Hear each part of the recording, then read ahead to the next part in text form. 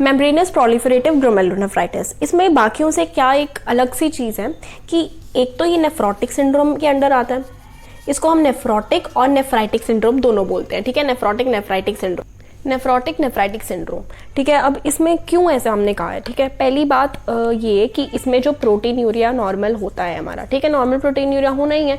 अब protein urea जो होता है वो नेफ्रोटिक रेंज का होता है। नेफ्रोटिक रेंज आपको पता है 3.5 ग्राम्स पर डे से ज़्यादा वाली होती है, और नेफ्राइटिक में सब नेफ्रोटिक रेंज होती है प्रोटीन यूरिया की, मतलब नेफ्राइटिक सिंड्रोम में जो प्रोटीन यूरिया होता है वो 3.5 ग्राम से कम होता है, लेकिन नेफ्रोटिक में कितना होता है 3.5 ग्राम पर डे से ज़्यादा। तो प्रोटीन यूरिया जो होता है वो नेफ्रोटिक रेंज वाला होता है, मतलब 3.5 ग्राम पर डे से ज़्यादा होता है। और नेफ्राइटिक सिंड्रोम का ऐसा क्या है कि हम इसे नेफ्राइटिक भी बोलते हैं कि इसमें हीमेचूरिया होता है, और हीमेचूरिया हमें पता है किसका वो है, कैरेक्टरिस्टिक है नेफ्राइटिक का, ठीक है। तो हीमेचूरिया नेफ्राइटिक के अकॉर्डिंग होता है और प्रोटीन यूरिया नेफ्रोटिक सिंड्रोम के अकॉर्डिंग होता है, इसीलिए हम इसे बोलते हैं नेफ्रोटिक सिंड्रोम। सेकेंड थिंग जो हमें इसके नेम से पता लगती है दैट इज मेम्ब्रेनो प्रोलिफरेटिव ग्लोमेरुलोनेफ्राइटिस, मतलब कि प्रोलिफरेशन हो रही है मेम्ब्रेन की, ठीक है। साथ में क्या होता है कि जो ग्लोमेरुलो बेसमेंट मेम्ब्रेन है उसकी थिकनिंग होती है, ठीक है, ये जो है वो थिक होता है, डुप्लीकेट होता है एंड में, मतलब इतना थिक हो रहा है कि ये डुप्लीकेशन हो जाती है, वो मैं आपको बताती हूँ कैसे। सेकेंड थिंग क्या होता है कि जो मेसेंजियल है हमारा, ठीक है, हमने मेसेंजियम पढ़ा था, सपोर्टिंग सेल्स जो होते हैं ग्लोमेरुलस में जो मेसेंजियम है वो जो है वो थिकन होता है, वो प्रोलिफरेट, मतलब मेसेंजियम के जो सेल्स होते हैं ना वो प्रोलिफरेट करते हैं ज़्यादा ज़्यादा, ठीक है। अब क्या होता है कि ये ग्लोमेरुलर बेसमेंट मेम्ब्रेन है मान लो, ठीक है, ये ऐसे डबल हो रही थी, लेकिन बीच में क्या हुआ, मेसेंजियम सेल्स प्रोलिफरेट होकर यहाँ पे आ गए, ठीक है। तो फिर ये ऐसे हो गया कि दो, जैसे ये ग्लोमेरुलर बेसमेंट मेम्ब्रेन आ रही थी यहाँ से, ये डबल हो गई और इसके बीच में ऐसे मेसेंजियम सेल्स आ गए, ठीक है। तो ये हो जाता है कि एक तो ग्लोमेरुलर बेसमेंट मेम्ब्रेन इससे डबल हो गई, डुप्लीकेट हो गई, और मेसेंजियम सेल्स की प्रोलिफरेशन काफ़ी ज़्यादा हो रही है। तीसरी चीज़ क्या होती है कि सब एंडोथेलियल डिपॉजिट्स होते हैं। सब एंडोथेलियल डिपॉजिट्स हमने लास्ट में हमने जो मेम्ब्रेनस ग्लोमेरुलोपैथी थी उसमें हमने पढ़ा था कि सब एपिथेलियल डिपॉजिट्स होते हैं। सब एपिथेलियल हमने पढ़ा था कि जैसे सपोज ये हमारा ये कैपिलरी है और ये ग्लोमेरुलर बेसमेंट मेम्ब्रेन है और साथ में यहाँ पे पोडोसाइट बना दिया था। पोडोसाइट के नीचे वाला एरिया हमने बोला कि सब एपिथेलियल है, करेक्ट। नाउ इट्स सब एंडोथेलियम। सब एंडोथेलियम का मतलब है कि ये ग्लोमेरुलर बेसमेंट मेम्ब्रेन है और ये एंडोथेलियम है। इन दोनों के बीच में जो डिपॉजिट्स होते हैं उनको हम बोलते हैं सब एंडोथेलियल डिपॉजिट्स। अब वो डिपॉजिट्स तो हमें, अगर हम सब एंडोथेलियल डिपॉजिट्स के बारे में जानते हैं, ये हम जानते हैं फ्लोरेसेंस माइक्रोस्कोपी से। ये हम 3 में डिवाइड करते हैं, तो हम वो तब भी पढ़ लेंगे, अब पढ़ लेते हैं कि फ्लोरेसेंस माइक्रोस्कोपी में हमें दिख जाता है कि यहाँ पे सब एंडोथेलियल वाले रीजन पे डिपॉजिट्स हैं। अगर हम इनकी इलेक्ट्रॉन माइक्रोस्कोपी करें तब हमें क्या पता लगता है एक्स्ट्रा। इलेक्ट्रॉन माइक्रोस्कोपी पे हमें पता लगता है कि ये जो डिपॉजिट्स हैं वो एक्चुअली में है क्या। वो है इम्यूनोग्लोबुलिन जी जो एंटीबॉडी है, साथ में कॉम्प्लीमेंट के डिपॉजिट, कॉम्प्लीमेंट C3 उसके डिपॉजिट्स हैं। और ये जो डिपॉजिट्स हैं ये भी ग्रैनुलर होंगे, ठीक है। हमने मोस्टली ग्रैनुलर का मतलब है कि ऐसे डॉट्स दिखेंगे, हमें एक प्लेन सा ऐसे स्ट्रक्चर नहीं दिखेगा, दैट इज ग्रैनुलर, ठीक है। और लाइट ये होगी इलेक्ट्रॉन माइक्रोस्कोपी में। फ्लोरेसेंस माइक्रोस्कोपी में हमें क्या दिखा था, सब एंडोथेलियल डिपॉजिट्स। लास्ट हमारे पास रह जाता है कौन, लाइट माइक्रोस्कोपी। लाइट माइक्रोस्कोपी में हमें कुछ ये दिखता है कि हमारी जो ग्लोमेरुलर बेसमेंट मेम्ब्रेन है उसकी स्प्लिटिंग हो गई है, ये दिखता है हमें। अब ये जो मेम्ब्रेनो प्रोलिफरेटिव ग्लोमेरुलोनेफ्राइटिस है, इसका एक स्पेसिफिक फीचर है, उसे हम क्या बोलते हैं, tram track appearance. What it is known as tram track appearance. Tram track appearance का क्या मतलब है, ट्रैम ट्रैक क्या होता है, ट्रैक होती है जैसे ये है, ये ट्रैक चल रही है और उसके बीच में कुछ डिपॉजिट्स हैं, यहाँ पे ऐसे डिपॉजिट्स हैं, ये ट्रैक की तरह बन गया। ये जो ब्लू वाली आपको दिख रही है that is the glomerular basement membrane, उसकी थिकनिंग की वजह से स्प्लिटिंग हो गई है और उसके बीच में डिपॉजिट्स हैं या फिर मेसेंजियम सेल की प्रोलिफरेशन है, कुछ भी हो सकता है, ठीक है। उसकी वजह से ट्रैम ट्रैक अपीयरेंस आ रहा है, ठीक है। एक और बात होती है कि जो कॉर्टिकोस्टेरॉइड थेरेपी है, यहाँ पे इससे प्रोग्नोसिस मतलब जो ट्रीटमेंट वगैरह है वो पुअर है।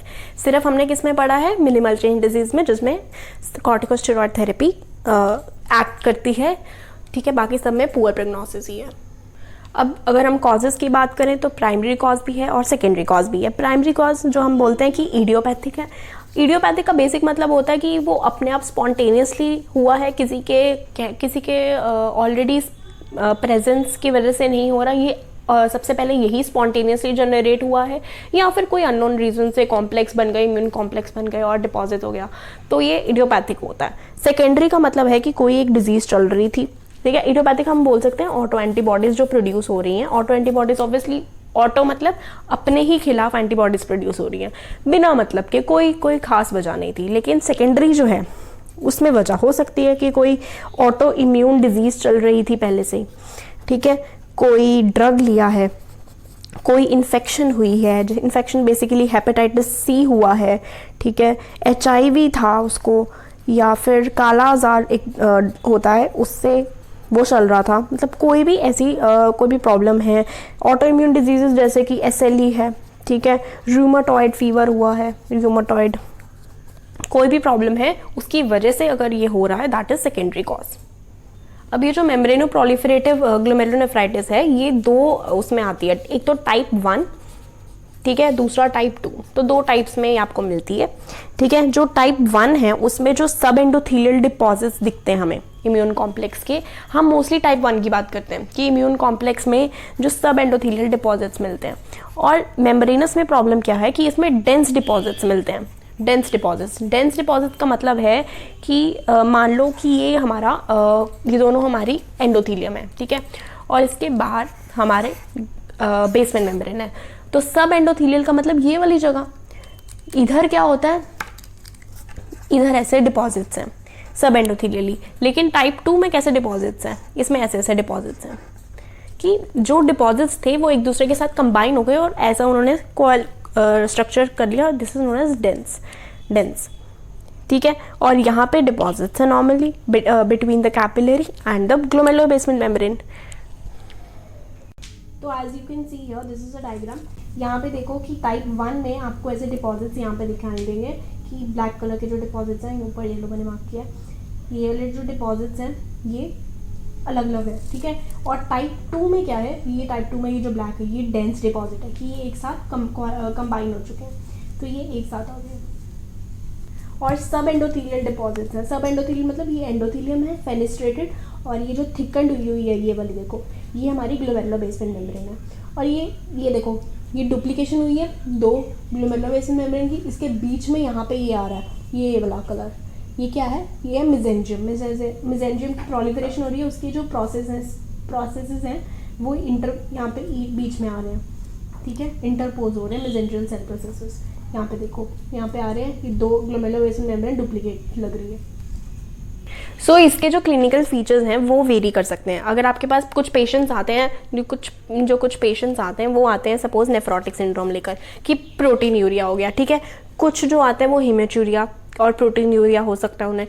कई बार क्या होता है कि ये ही डिजीजेस एडवांस होकर एक्यूट रीनल फेलियर में कन्वर्ट हो सकती हैं, ठीक है। तो मतलब जो क्लिनिकल फीचर्स हैं वो सेपरेट हैं, मतलब 50% नेफ्रोटिक, नेफ्राइटिक और कुछ जो है वो एक्यूट तक चले, ठीक है। तो इनकी जो क्लिनिकल है वो वेरी कर सकती है। So this was about membranes proliferative glomerulonephritis, जिसमें प्रोलिफरेशन होती है मेसेंजियल सेल्स की, मेम्ब्रेन ग्लोमेरुलर बेसमेंट मेम्ब्रेन की थिकनिंग होती है, डबल हो जाता है, ट्रैम ट्रैक अपीयरेंस होता है, और नेफ्राइटिक नेफ्रोनेफ्राइटिक दोनों सिंड्रोम की कैरेक्टरिस्टिक्स ये शो करता है। दो टाइप्स की होती हैं। जो टाइप 1 है वो 80% लोगों को टाइप 1 ही होती है, तो मोर कॉमन टाइप 1 है, जिसमें कि सब एंडोथेलियल डिपॉजिट्स बनते हैं, इसमें डेंस बनते हैं। So this was all about this.